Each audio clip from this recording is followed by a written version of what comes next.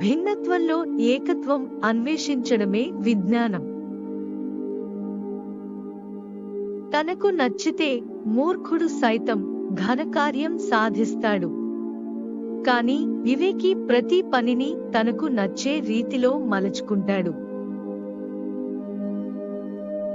మీరు దేనిలో అయినా గెలిచినప్పుడు పొంగిపోవడం, ఓడినప్పుడు కృంగిపోవడం వంటివి చేయరాదు.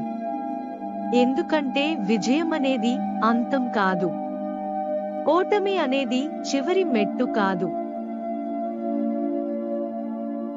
మనం మాట్లాడే మాటల మీదే మన జీవితాలు ఆధారపడి ఉన్నాయి. అందుకే సరిగా మాట్లాడడం కోసం ఎంత శ్రమించినా తప్పులేదు. ఓర్పు అనేది ఎంత చేదుగా ఉంటుందో దానివల్ల లభించే ప్రతిఫలం అంత తీయగా ఉంటుంది.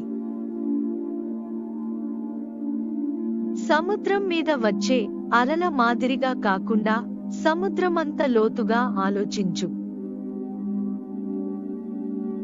నిరంతరం వెలిగే సూర్యుణ్ణి చూసి చీకటి భయపడుతుంది. నిరంతరం శ్రమించేవాణ్ణి చూసి ఓటమి భయపడుతుంది.